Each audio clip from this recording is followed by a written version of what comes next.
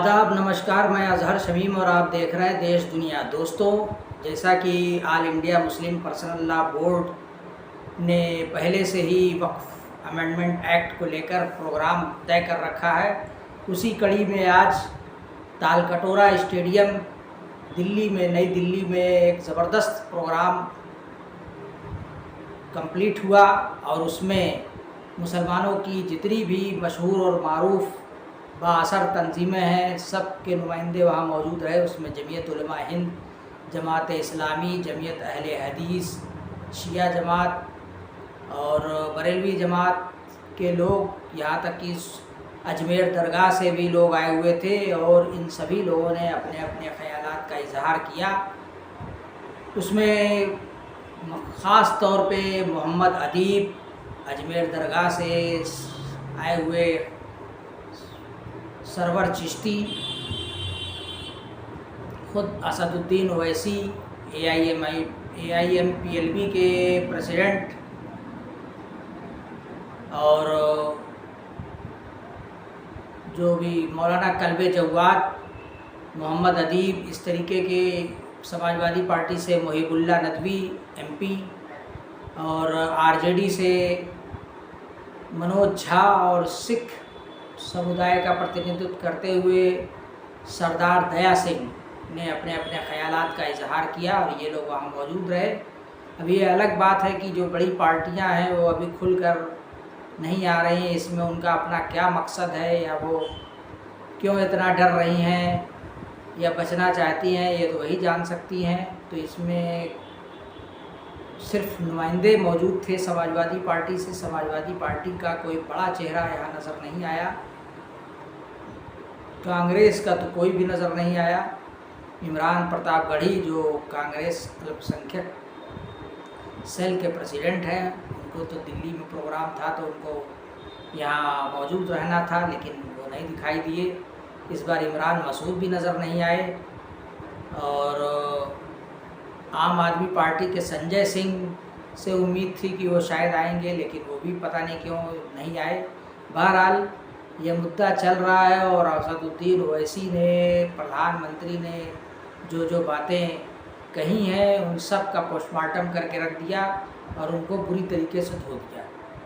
उनसे कहा कि आप तो इस वक्त सऊदी अरब के दौरे पर गए हुए हैं, सऊदी अरब गए हुए हैं, तो या हबीबी से जब आप गले मिलिएगा तो उनसे ही वक्फ के बारे में पूछ लीजिएगा और पूछ लीजिएगा कि आपके मुल्क में वक्फ है कि नहीं है। और इस तरीके का जो एक प्रचार फैलाया जा रहा है कि मुस्लिम देशों में वक्फ बोर्ड नहीं है, तो उनको मालूम होना चाहिए कि चूँकि वो इस्लामिक कंट्रीज़ हैं तो वहाँ वक्फ अलग से वक्फ बोर्ड नहीं है, उनका एक अलग मंत्रालय है जो ख़ुद वो इन सब मामलों को डील करता है। और पंचर छाप वाले बयान पर भी उन्होंने खूब इनको कायदे से धोया और कहा कि मोदी जी, मुसलमानों को तो पंचर छाप आप बोलते हो, तो पंचर छाप इसीलिए है कि आप तो खुद ही नहीं चाहते हो कि मुसलमान तरक्की करें। मुसलमानों की जितनी भी स्कॉलरशिप थी उसमें आपने कटौती कर दिया, उसको कम कर दिया। अलीगढ़ मुस्लिम यूनिवर्सिटी हो, चाहे जामिया मिलिया इस्लामिया हो, जामिया हमदर्द हो, जो भी सेंट्रल यूनिवर्सिटीज़ जो आपको बजट देते थे उसमें कटौती कर दिया।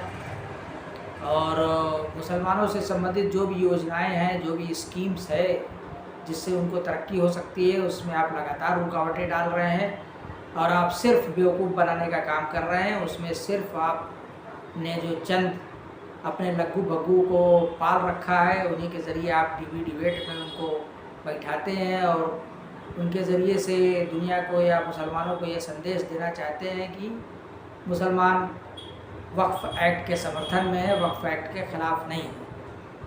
तो अब असदुद्दीन ओवैसी ने इस तरीके के जो दाढ़ी टोपी वाले मुनाफिक टाइप के मुसलमान हैं, मुस्लिम राष्ट्रीय मंच से जुड़े हुए या भाजपा अल्पसंख्यक मोर्चा के लोग हैं या जो दरगाही खानकाही जो भाजपा के बड़े करीब हैं, उनको उन्होंने आज के दौर का अबू लहब बताया, अबू जहल बताया और यजीद की औलाद बोला। तो दोस्तों, आप देखिए कि असदुद्दीन ओवैसी ने क्या कहा और दूसरे जो स्पीकर्स हैं उन्होंने क्या बयान दिया। करूँगा कि इस बुकलेट का और ये 4 पेजेस का हम पूरा अच्छी तरीके से हलाल तरीके से पोस्टमार्टम कर सकें। तो उसमें बीजेपी ने उस 16 पेज के बुकलेट में लिखा है कि 70% वक्फ की जायदादों पर कब्जा हो चुका है। तो हम भारत के वजीर आजम से पूछना चाहते हैं, जब आप इस बात का इकरार कर रहे हैं कि 70% वक्फ की जायदाद पर कब्जा हो चुका है, तो आप इन जायदादों पर जो लोग काबिज हैं उनको आप मालिक बना रहे हैं लिमिटेशन एक्ट लगाकर। 70% अगर प्रॉपर्टीज पर जो लोग काबिज हैं लिमिटेशन एक्ट के एप्लीकेशन पर जो अप्लाई हो चुका है, और मुझे यकीन है कि कई रियासतों में उनको म्यूटेशन करवा के उनको मालिक भी बना दिया गया होगा, तो ये कानून नरेंद्र मोदी वक्फ को बचाने के लिए नहीं लाए हैं, वक्फ के काबिज लैंड ग्रैबरों को मालिक बनाने के लिए लाए हैं। दूसरा, उन्होंने ये कहा कि पूरे मुस्लिम समाज की ताईद हासिल है। मैं उनसे पूछना चाहता हूं, जो आपके साथ में मीर जाफर मीर सादिक नहीं ठहरे, आपके सामने अबू जहल अबू लहब यजीद खड़े हुए हैं और वक्त फिरौन के साथ खड़े हुए हैं। ये मैं और महबूबुल्लाह साहब हम लोग पार्लियामेंट की कमेटी के रुकन थे। कश्मीर से मीरवाइज साहब आए और कन्याकुमारी तक जितने मुस्लिम तंजीमें हैं, चाहे वो जमीयतुल उलमा हो, जमात इस्लामी हो, और बरेलवी तबके के जमीयतुल मशाइख हो, और जो शिया के जितने ओरिजिनल और जेन्युइन तंजीमें हैं, वो सब इस बिल की मुखालिफत की। हत्ता के बोहरी जमात के शियाओं ने भी उसकी मुखालिफत की।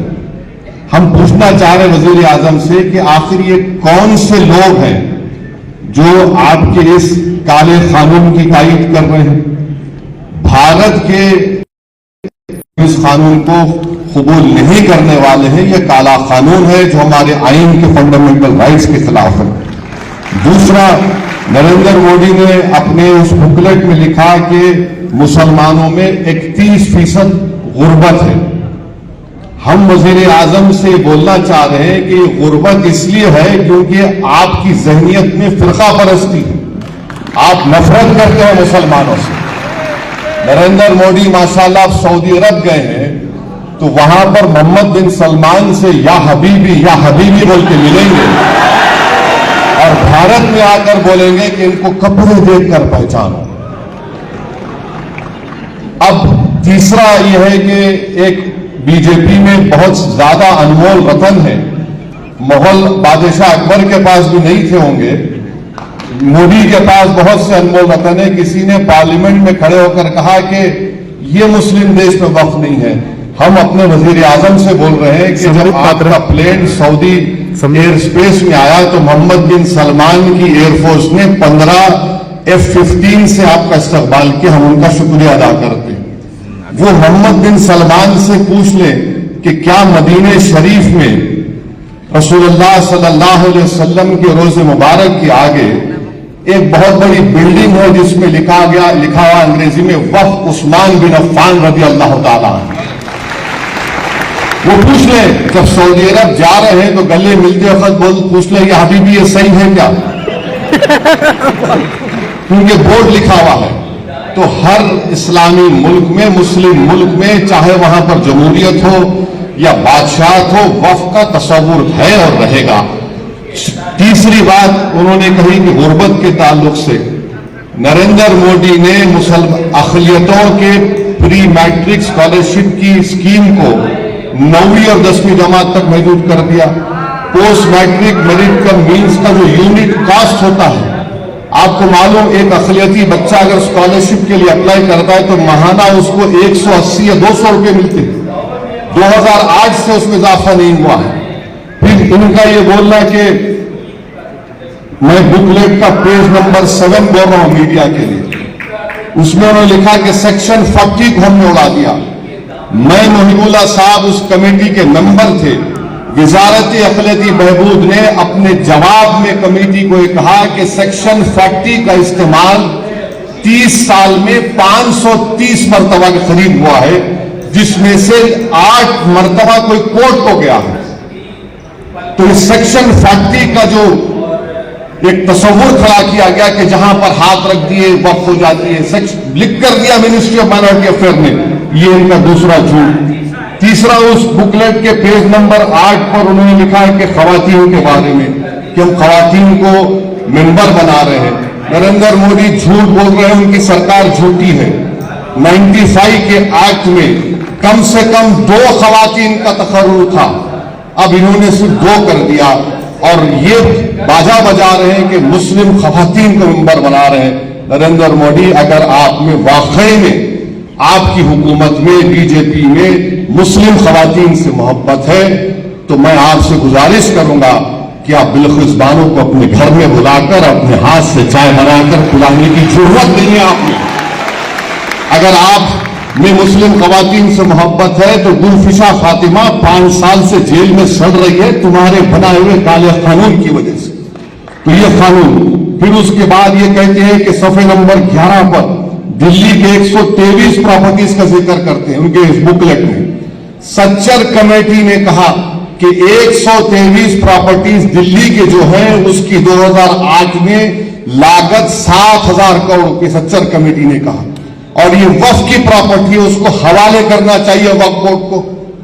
फिर ये कहते हैं कि हमने सच्चर कमेटी में फुला लिखा है। सच्चर कमेटी ने लिखा कि जो काबिज है उनको हटाने के लिए प्रीमाइसेस ऑफ एविक्शन एक्ट को लागू करो, आप वो भी नहीं करते। फिर उसके बाद ये एग्जाम्पल दे रहे हैं कि यहां कब्जा हो गया, कर्नाटका में 2, चेन्नई में 1, पूना में 1, लखनऊ में 1, अहमदाबाद में 1, मीरठ में 1, आसाम में 1, कलकत्ता में 1, यानी 14 लाख एकड़ प्रॉपर्टीज जो वक्फ बोर्ड की है। इन लोगों को इतनी तौफीक हुई कि सिर्फ 9 मिसाल दे सकते हैं आप, और हम आपके 11 साल के कारनामों की 1000 फहरिस्त रख सकते हैं जो अवामी दुश्मन थे। ये आप 11 मिसालें दे रहे हैं, और एक मिसाल दे रहे हैं चेन्नई के तिरुचिरापल्ली की। मोहिबुल्लाह साहब बैठे चेन्नई में, जब हम गए थे वहां के गांव के लोग आकर कमेटी को बोले कि हमारा कोई मसला नहीं है, वक्फ से मसला खत्म हो चुका है। मोहिबुल्लाह साहब बोले हमारे सामने आए, अब यहां पर उसका जिक्र करते हैं। अच्छा, फिर एक गुजरात के एक मुकाम का जिक्र कर रहे हैं, वो एक जजीरा है, वो जजीरे के ऊपर एक किसी औलिया अल्लाह की मजार है, खबर है, और वहां के मछेरे समंदर में जाने से पहले उनका एक रिवाज है, वो एक बकरा काट के जाते थे। हुआ ये कि जब मुंबई में हमला हुआ तो अजमल कसब जो पाकिस्तान से जालिम दहशतगर्द आकर हिंदुस्तानियों का खून किए, वो उस जजीरे पर रुक गए। तो जब से जजीरा बंद हो गया, कहा बोल रहे वो हम छीन लेंगे। अरे वो दहशतगर्द आए तो उससे हमको क्या करना है, तो उसकी मिसाल आप दे रहे हैं। फिर आप जाइए कि ये कानून में, फिर नरेंद्र मोदी ने कह दिया कि इस कानून में क्या है कि आपको हिंदू जमीन नहीं दे सकता। अभी चले गए हमारे पंजाब के सिख भाई, संगरूर एक गांव है जहां पर हिंदू धर्म के मानने वालों ने, उनके गांव में कोई मस्जिद नहीं थी तो उन्हें जमीन दी मस्जिद बनाने की। वहीं पर बेंगलुरु में एच.एम. बादशाह नामी एक शख्स ने, सुनिए, एच.एम. बादशाह नामी शख्स ने अपनी जमीन दी एक मंदिर की मरम्मत के लिए, और मुल्क में कोई झगड़ा नहीं हुआ, कोई फसाद नहीं हुआ। अब यह कानून बनने के बाद बादशाह मंदिर को जमीन दे सकता है, मगर कोई हिंदू मस्जिद बनाने के लिए, कब्रिस्तान के लिए जमीन नहीं दे सकता। इससे मुल्क का इत्तेहाद नरेंद्र मोदी कमजोर कर रहे हैं। फिर अभी जिक्र आया कि अभी कहा गया कि अब्दुल के बारे में, नरेंद्र मोदी को हम बताना चाह रहे हैं कि अब्दुल एक गैरतमंद मुसलमान होता है। अब्दुल पंचर जरूर बनाता है, हलाल की कमाई कमाता है, और अब्दुल ने अपना घर आपके दोस्त की तरह, जिसके जुल्म में जाकर आप जानवरों के सामने फोटो लिए वजीर आजम, जिसके घर में शादी हुई तो आप हाथ पकड़ पकड़ कर खुश होकर चले, अब्दुल किसी यतीम खाने पर अपना घर नहीं बनाया, आपके दोस्त ने बनाया। और इस कानून के जरिए सेक्शन 2 जो बनाया गया है, बोरी लोग कह रहे कि हमारे दाऊदी बोरा लोग कह रहे थे कि सेक्शन 2 से हमको वक्फ से निकालिए आप। उनके पास फिक्र अलग है, दाइल मुतलक का कॉन्सेप्ट है। उन विचारों को आपने बुलाकर उनके सामने उनकी तौहीन कर दी। मैं पार्लियामेंट में खड़े होकर कहा कि आप तो बोरियों का नाम ले रहे थे और आप बना दिए ट्रस्ट। यानी नाम बोरी का हो मगर फायदा मुकेश भाई के मुंह में गुलाब जामुन चला गया। अच्छा, आगा खानी को क्यों डाले? इसलिए डाले क्योंकि आगा खानियों का ट्रस्ट था जिसको इस शख्स ने पूरी दुनिया में कहीं पर भी खरीद सकता था और यतीम खाने बनाया। तो आगा खानी को डालकर, आगा खानी से ही मोहब्बत नहीं है, उसको फायदा पहुंचाना था और उनको फायदा हो गया क्योंकि सेक्शन 2 पर कोई स्टे नहीं है। वो भाई साहब बंबई में मालिक बन चुके हैं और अब्दुल को मिसाल दे रहे हैं। नरेंद्र मोदी, अब्दुल आपका एक और दोस्त है जिसके पास पूरे एयरपोर्ट है, पोर्ट है। अब्दुल के पास तो कुछ भी नहीं है। आप तो कहते हैं गरीबी है, तो अब्दुल गरीब इसलिए है क्योंकि बुलडोजर तुम्हारे। अब्दुल के पास गरीबी इसलिए है कि तुम उसकी बेटी को जेल में डालते हो। अब्दुल गरीब इसलिए है कि तुमने एनकाउंटर किया। अब्दुल गरीब इसलिए है कि तुमने 2002 में गुजरात किया। अब्दुल गरीब इसलिए है क्योंकि मुंबई में वहां पर इंसानियत का कत्लेआम हुआ, हाशिमपुरा हुआ, नंदी हुआ और 2020 का मुंबई हुआ। इसीलिए अब्दुल गरीब है। आपने क्या किया अब्दुल के लिए? आप सिर्फ ड्रामा कंपनी, बल्कि हिंदुस्तान के सबसे बड़े बैनुल अक़वामी अगर कोई पिक्चर बनाई जाएगी तो उसमें एक्टिंग के लिए मोदी जी को लेना चाहिए। और फिर आप बार बार आपने ये कह दिया इस बुकलेट में, पैम्फलेट में, झूठ का परिंदा है ये पैम्फलेट बोल रहे हैं ना मुसलमानों के लिए। अच्छा, क्या कह रहे हैं कि आपने क्यों नुमाइंदगी दी उन सब लोगों को वक्फ बोर्ड में? तो बोलते हैं कि जो छोटे छोटे तबके उनको सबको मिलना चाहिए। आप बताओ आईबी में कितने मुसलमान है? अभी एक मोहतरमा खाली आईबी में एक साहब थे, उनको निकाल दिया गया। तो आईबी में रखो ना आप। अब बोलेंगे देखो ओवैसी देश की सिक्योरिटी के बारे में सियासत कर रहा है। तुम मेरी मस्जिद के नाम पे सियासत करोगे, तुम मेरे ईमान पे हमला करोगे, तुम मेरी हर चीज पे हमला करोगे, तो मैं सवाल नहीं करूंगा अपने वजीर आजम से। तो आप भी दो ना हिस्सा हमको। तो मेरे अजीज दोस्तों और बुजुर्गों, फिर ये 5 साल का लुजूम, ये 5 साल का लुजूम हम वजीर आजम से पूछना चाहते हैं। ये 5 साल का लुजूम सिर्फ इस्लाम कबूल करने वालों के लिए नहीं है। कल अगर आप भी वक्फ करने जाएंगे तो बोलेंगे आप प्रैक्टिसिंग है या नहीं। ये गलत फहमी मुसलमानों में नहीं, जो इस्लाम कबूल किया उसको प्रैक्टिस नहीं। जो पैदाइशी मुसलमान है उससे भी पूछा जाएगा जनाब आप प्रैक्टिसिंग है, क्या करेंगे आप? हम भारत के वजीर आजम से पूछते हैं कि माशाल्लाह आप अपने मजहब के मुताबिक, अपने धर्म के मुताबिक हर मंदिर में जाते हैं, मगर क्या कोई आपसे पूछता है क्या प्रैक्टिसिंग है?